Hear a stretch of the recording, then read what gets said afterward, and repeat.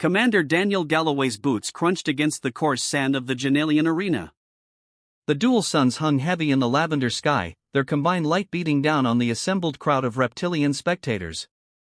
From their high vantage points, Janalians hissed softly to one another, their tails twitching in anticipation of the coming spectacle.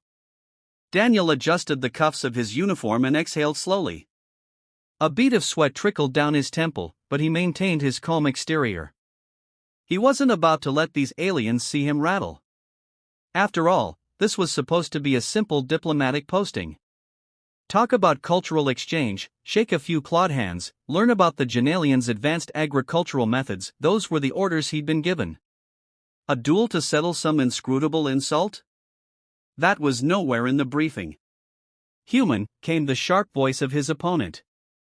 Karana stood across the arena, her angular features framed by shimmering gold armor that caught the sunlight. Her eyes, dark and intense, fixed on him with a predator's focus. She held a short staff in one hand, tapping it once against the ground in a steady rhythm. The motion seemed less about intimidation and more about expectation, as if this duel was a mere formality she needed to get through. "Do you understand what you have done?" she asked, her voice carrying easily across the wide space. Daniel didn't flinch. "I'm still not clear on what offense I gave," he said carefully. "Maybe you can explain so we can sort this out without anyone getting hurt?" Karana's lips curled into a smirk. "Your actions spoke louder than your words. That is all the explanation you need." "Not helpful." Daniel's gaze swept the crowd, but he saw no sympathetic faces, no hints of guidance. Just rows upon rows of alien eyes watching him expectantly. He was on his own. Suddenly, a familiar voice crackled in his earpiece. "Commander, you really going through with this?" Daniel's shoulders relaxed slightly. It was his aide, Lieutenant Ethan Reyes. Ethan had been his right-hand man since their days in the Earth Corps, and having him in his corner now was a comfort. Even if Ethan wasn't physically present, he always found a way to make his presence known. Daniel reached up to the small communicator tucked under his collar. "Not exactly my choice, Reyes," Daniel muttered under his breath. "Got any bright ideas?" There was a pause, and then Ethan replied with his usual dry humor. "Well, you could always try to charm her. Tell her how much you admire her combat stance." Daniel snorted, earning a curious glance from Karana. "Not helpful. Just saying. She looks like she's ready to kill you, but maybe she just needs a compliment." Daniel sighed. He doubted flattery would get him anywhere. But he also knew he couldn't rely on brute force. Not only was he outmatched physically, he'd seen Karana spar earlier, and her moves were a blur of precision and power. But winning in a conventional sense might actually hurt his mission. The Janalians valued honor, tradition, and gestures of respect. If he wanted to salvage the situation, he needed a move that spoke to their cultural values, not just to his own survival instincts. He reached into the pocket of his uniform jacket. His fingers closed around the object he'd been saving since he left Earth. It was a long shot, but he had no other ideas. Slowly, deliberately, he drew out the bar of chocolate, still wrapped in its bright foil.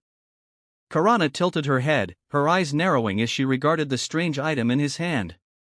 "What is this?" "Something from my world," Daniel said. "We give it to show goodwill. Peace, even." Ethan's voice buzzed in his ear. "You're giving her chocolate? Seriously?" "Unless you've got a better idea, Reyes, this is what I'm going with," Daniel muttered. Karana took a step forward, her staff still in hand. The crowd murmured, their whispers carrying hints of both confusion and curiosity. No one made a move to stop her as she approached Daniel. She reached out, hesitating for a fraction of a second before plucking the bar from his hand. Her claws tore away the foil with a swift motion, and she inspected the smooth, dark surface of the chocolate as if it were a puzzle waiting to be solved. Daniel held his breath. If this failed, he'd likely end up flat on the arena floor, bruised and humiliated. But Karana did something unexpected. She broke off a small piece and tasted it. Her eyes widened slightly, and her pupils constricted in what Daniel could only hope was a positive reaction. "You brought this, as a gesture?" she asked. "Yes," Daniel replied. It's a delicacy. From Earth. A sign of respect.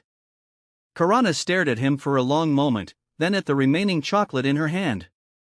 Finally, she turned back to the crowd and raised the bar high.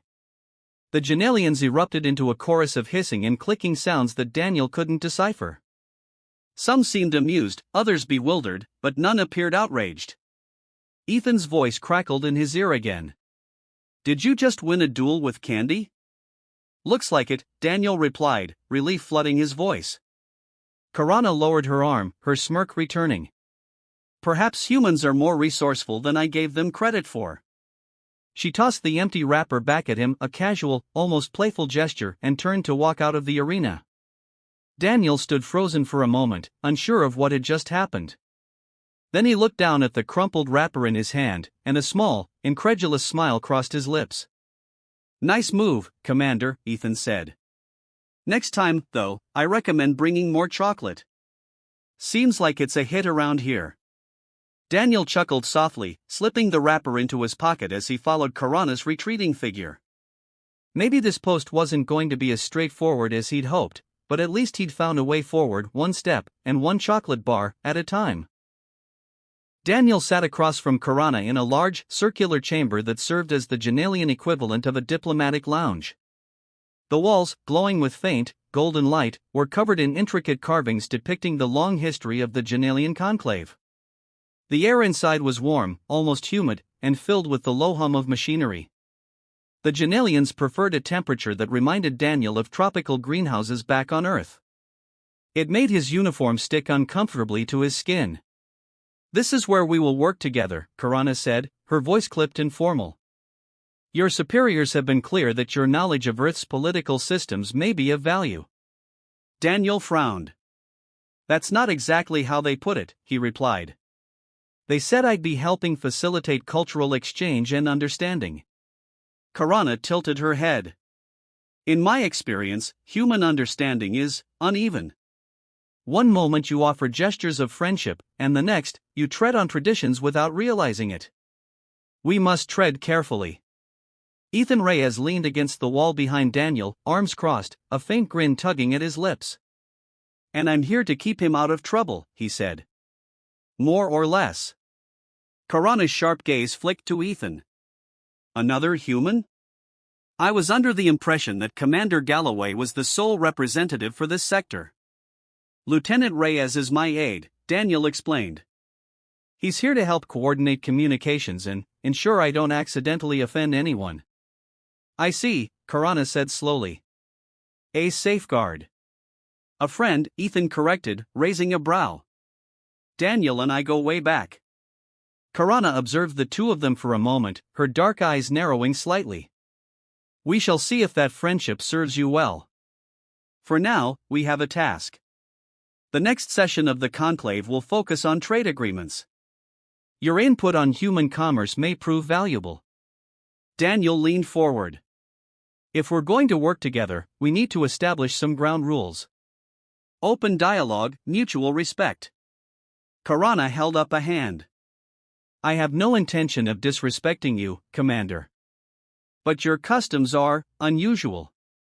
When you offered me that chocolate, you disrupted a formal duel that had been witnessed by many. That is not something my people will easily overlook. Ethan smirked. They didn't seem too upset when she took another bite. Karana's glare snapped back to him. You would do well to hold your tongue, Lieutenant. Ethan raised his hands in mock surrender. Just making an observation. Daniel cleared his throat. Let's focus on what we can do now. We need to understand each other's priorities, goals, and what we're each hoping to achieve from this cooperation. Karana, what does the conclave want from us? Karana's shoulders relaxed slightly, though her expression remained guarded. The conclave seeks to strengthen its position within the galactic community. Your people are new to this arena, and your fresh perspective is both intriguing and concerning. The conclave wishes to ensure that humanity's ambitions do not destabilize existing structures. Destabilize? Ethan cut in. We're just trying to find our place, not tear anyone else's down. Intentions and consequences do not always align, Lieutenant, Karana replied. Your presence here is a delicate matter. Daniel leaned back, crossing his arms. What about you, Karana? You seem to have a strong opinion on humanity. Where does that come from? Karana hesitated, her gaze shifting to the carvings on the wall. I have studied your history, she said at last. I have read about your rapid advancements, your relentless drive. You have achieved much in a short time, but often at great cost. Your ambition is remarkable. And dangerous. Daniel studied her face. She wasn't hostile, not exactly. There was something almost like fascination beneath her words, though it was carefully concealed. It sounds like you don't trust us. Karana met his gaze. Trust is earned, Commander. If you wish to work with me, you must prove that your actions match your words. Ethan stepped closer to the table, resting his hands on its smooth surface. You said you read about our history. That means you know we're not all bad. We've made mistakes, sure, but we're trying to do better. That's why we're here. Isn't that what you want? To find common ground? Karana's eyes flicked to Ethan, then back to Daniel. Common ground is elusive. But perhaps it can be found. Daniel nodded slowly. If you're willing to give us a chance, we're willing to do the work. Let's start with something simple. What's the biggest challenge facing the Conclave right now? Karana hesitated. The Conclave faces many challenges. Trade routes, resource allocation, maintaining harmony among the member species. But one matter has grown more pressing, the decline of certain agricultural yields on our outer colonies. If your people have insights into agricultural technology, that knowledge would be valuable. Ethan leaned toward Daniel. You worked with Earth's agricultural programs before joining the Corps. Maybe you can offer some suggestions. Karana's expression shifted, her guarded demeanor softening ever so slightly. Is that true, Commander? Do you have experience in agriculture? Daniel gave a faint smile. I was involved in some early research on vertical farming and soil regeneration. I can share what I know. Maybe we can adapt some of those techniques to the conditions on your colonies. Karana studied him carefully, as if weighing the sincerity of his offer. If your methods prove effective, it will strengthen our cooperation. But we must proceed carefully. These issues are sensitive, and our people will not welcome human interference without results. Then we'll get results, Daniel said firmly. We'll start with a small pilot project. Share some data, test a few techniques, and see what works. If it fails, we'll go back to the drawing board. If it succeeds, it'll show that humans and Janalians can work together for mutual benefit. Karana inclined her head, a faint smile playing at the corners of her lips. A pragmatic approach. Very well, Commander. We shall see if your words carry weight. Ethan grinned. And when we do succeed, maybe you'll try another chocolate bar. Karana arched a brow, the smile fading. Lieutenant, your humor is unusual. I am not certain I will ever understand it. Daniel couldn't help but chuckle. Don't worry. Neither do most humans. For the first time since they'd met, Karana let out a sound that might have been a laugh. It was a brief, low noise, but it carried an unexpected warmth. Daniel exchanged a glance with Ethan, who raised his eyebrows as if to say, see? Progress. As they rose from the table, Daniel extended his hand. Let's work together. No more duels, no more misunderstandings. Just two people trying to make things better. Karana regarded his hand for a moment before clasping it briefly. Agreed, Commander. But do not think this means I trust you. Trust is earned, not given. Understood, Daniel said. We'll earn it. Daniel Galloway stood at the edge of a wide, open courtyard, its smooth stone tiles glowing faintly in the dim light of the evening. Surrounding the space were towering arches carved from the same material as the ancient walls of the Janalian capital. Everything about the architecture seemed to hum with quiet authority, as if the place itself was alive with history and tradition. Karana stepped beside him, her golden armor exchanged for a long, flowing robe. Without her usual battle-ready stance, she seemed more approachable, though her intense gaze hadn't softened. "The gathering will begin soon," she said. "Remember what we discussed." "Right," Daniel said, smoothing his jacket. "I'm supposed to bow, then step back, then bow again before sitting down." Karana nodded. "Exactly. You may find it strange, but these gestures are essential. They signal respect and acknowledgement of the host's hospitality." Ethan Reyes, standing just behind them, looked skeptical. "Seems a little over the top. Back on Earth, we just shake hands and get on with it." "Human simplicity is not always suitable here," Karana said. "The conclave values ritual. Without it, your words may be dismissed before you even speak." Daniel turned to Ethan. "She's not wrong. If we want them to listen to us, we've got to show we respect their customs." Ethan shrugged. "Fair enough. I'll keep quiet and let you do the bowing." Karana glanced at Ethan, her expression unreadable. "It would be best if you both follow the protocol. As your aide, Lieutenant Reyes, you will be watched as closely as Commander Galloway." Ethan raised his hands in mock surrender. "Fine. I'll bow. Twice." Karana's gaze lingered on him for a moment before she turned back to Daniel. "One more thing. When you speak, do so slowly and clearly. The conclave's members are used to our language's tonal subtleties. They may find your human cadence abrupt." Daniel rubbed the back of his neck. "Great. I'll be the guy everyone thinks is talking too fast." Karana's expression softened slightly. "It is not meant as a criticism. Only an observation. If you wish to be understood, adjust your approach." Ethan leaned in toward Daniel. "She's got a point. Last time you spoke to them, you were halfway through your pitch before they realized you weren't declaring war." I get it, Daniel said. "I'll slow down." Before they could continue, the sound of a deep gong reverberated through the courtyard. The conclave members began arriving, their shimmering robes trailing behind them. Some moved in pairs, others in groups, but each carried themselves with a kind of effortless dignity that made Daniel feel slightly out of place.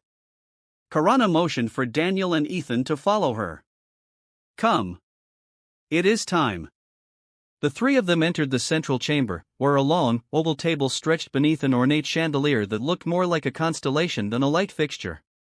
The Janelian representatives settled into their seats with practiced ease. Daniel, Ethan, and Karana waited near the doorway. "Remember," Karana whispered, "bow, step back, bow again." Daniel nodded, but he could feel the sweat forming on his brow. He took a deep breath and stepped forward. His first bow was a little stiff, but he managed to recover. He stepped back, bowed again, and then straightened up. When he turned to look at Karana, she gave a small nod of approval. Ethan followed, though his second bow came off more like a half-hearted dip. Karana's lips pressed into a thin line, but she didn't say anything. As they took their seats, Daniel leaned toward Karana and whispered, "How'd I do?" "You didn't fall," she whispered back. "That is a good start." Ethan snorted softly, earning a warning glance from Karana. The meeting began with the Janelian High Speaker, a towering figure adorned in elaborate robes of deep crimson. His voice was low and melodic, carrying an almost hypnotic rhythm as he welcomed the attendees and set the agenda. Daniel tried his best to stay focused. He noticed that every speaker paused slightly longer between sentences than he was used to, giving their words more weight.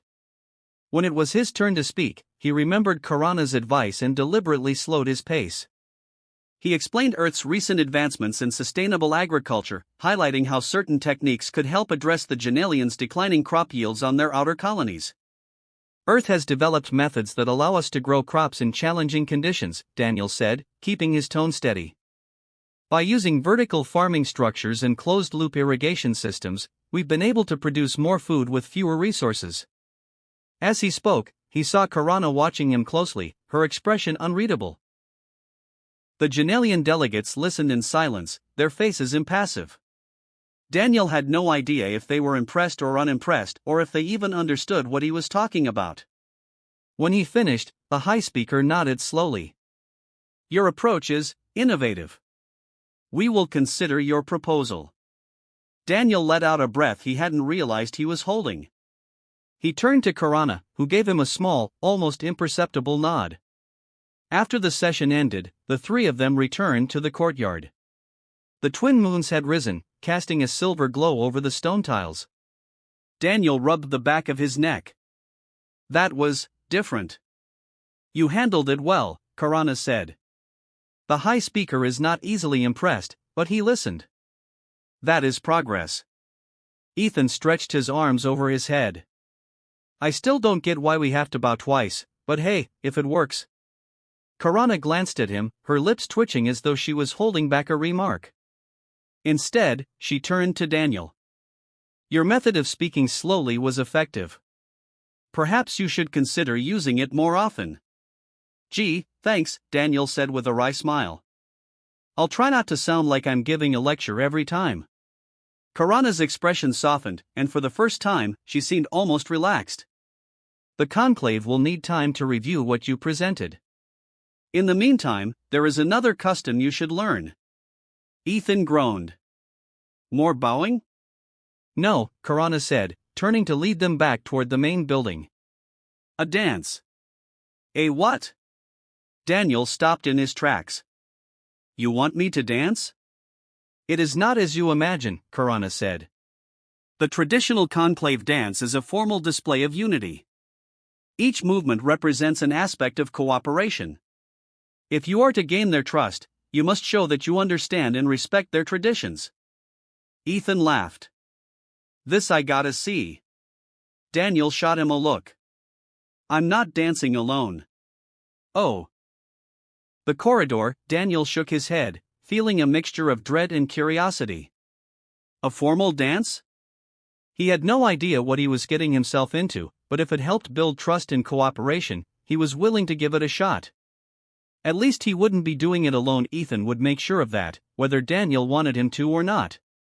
Daniel Galloway sat on a low, stone bench in the conclave gardens, watching his twin moons cast shifting shadows across the alien flora. The air carried the faint scent of something like citrus, though the colors of the trees' deep blues and purples were unlike anything back on Earth. The gardens were quiet, save for the occasional rustle of leaves and the distant murmur of the wind against the high walls. Karana stood nearby, her posture relaxed. For once, she wasn't wearing her ceremonial armor. Instead, she was dressed in something simpler, a long, flowing tunic that seemed to shimmer under the moonlight. She had her back turned to him, examining a cluster of translucent flowers that seemed to pulse with a faint, rhythmic glow. You've made progress, she said, not looking back at him. The conclave is beginning to consider your proposals seriously. That is no small feat. Daniel leaned back, resting his elbows on the bench. It's a start, but I'm not sure they trust me yet. Sometimes I get the feeling they're just waiting for me to slip up. Karana turned, one eyebrow raised. Trust is not given lightly.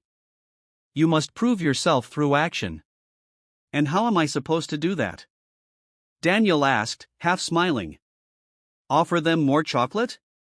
Karana's lips twitched, just the barest hint of amusement. That was unconventional. But no. Trust is earned over time. Through consistency. Ethan Reyes appeared from one of the garden's side paths, his steps brisk. Hey, Commander, he called, figured I'd find you out here. Something wrong, Reyes? Daniel asked, sitting up straighter. Ethan shook his head. No, just thought I'd join you. Needed some fresh air after that last round of negotiations. The way they all stare at you, it's like they're trying to see straight through you. Karana crossed her arms. They are assessing him. It is their way. Well, it's unnerving, Ethan said, folding himself onto the bench next to Daniel. I'm not cut out for all this diplomatic posturing. Give me a straight conversation any day. Diplomacy is rarely straightforward, Karana said. It requires patience, observation, and an understanding of the other party's motivations. Ethan shot Daniel a look. Yeah, sounds exhausting. Daniel chuckled. You're the one who volunteered to come along, remember? Yeah, Ethan said, waving a hand. I didn't know I'd end up playing sidekick in a galactic political drama. You have your uses, Karana said, her tone neutral, but her eyes flicked to Ethan with what might have been the faintest hint of humor. Ethan raised an eyebrow. Gee, thanks. Glad I can be useful. Daniel decided to steer the conversation back to their current challenge. Karana, if trust is earned through action, what's the next step? What can we actually do to show them we're serious? Karana's gaze shifted to the horizon, where the moons cast long shadows over the garden's winding paths. There is a tradition among the conclave, she said slowly. A gesture that, if performed correctly, demonstrates one's willingness to collaborate in good faith. Ethan leaned forward. What kind of gesture? It is a symbolic act, Karana said. A task that requires cooperation. The conclave calls it the Unity Stone. Two individuals, often from different cultures, must work together to retrieve a stone from a high alcove within the central temple. The stone represents the challenges of building trust. Only by relying on each other can the participants reach it. Daniel considered her words. Sounds straightforward enough. When do we do this? Karana fixed him with a steady look. It is not so simple. The path to the alcove is complex. There are obstacles, and the timing must be precise. If you fail, the conclave may see it as a lack of commitment. No pressure, right? Ethan muttered. Daniel nodded. All right. Let's do it. When do we start? Karana regarded him for a moment before answering. Tomorrow. At first light. Ethan looked between the two of them. So, what exactly are these obstacles? Are we talking about physical challenges, puzzles, or what? A bit of both, Karana said. There are physical barriers that require teamwork to overcome. And there are sequences that must be performed in unison. If either participant acts out of step, the attempt will fail. Sounds like a trust fall on steroids, Ethan said, shaking his head. Something like that, Karana replied. Daniel stood, brushing off his jacket. All right. We'll prepare tonight. Ethan, let's go over our gear and make sure we're ready. Ethan got to his feet as well. Got it. I'll pull the kit from storage. Not that I have a clue what we'll need, but hey, I'll figure it out. Karana watched them both, her expression thoughtful. Remember, this is not about physical strength or cleverness. It is about synchronization and understanding. If you cannot trust each other, you will not succeed. Daniel met her gaze. We'll figure it out. Karana inclined her head. Then I will meet you at the temple at dawn. With that, she turned and walked deeper into the garden, her silhouette fading into the moonlight. Daniel and Ethan stood for a moment in silence before Ethan spoke. So, we're climbing a temple at sunrise to grab a rock that proves we're good at teamwork? Daniel sighed. It's not just about the rock. It's about showing them we're serious. That we're willing to learn and adapt. Ethan shrugged. Sure. Guess it's better than more bowing. Daniel laughed. Come on. Let's get ready. The last light of the twin suns streamed through the narrow window slits of the main hall. Daniel stood beside Ethan and Karana, a polished, smooth orb cradled in his hands. The Unity Stone was heavier than he'd expected, but its weight was less than the significance it carried. Around them, the members of the conclave watched in silence, their expressions unreadable. Karana turned to him, her gold-toned armor gleaming faintly. You have proven your willingness to cooperate. Now comes the final step. Present the Unity Stone to the High Speaker. Daniel nodded, his shoulders tense. His eyes flicked to Ethan, who gave him a small, reassuring smile. They had come this far together, there was no turning back now.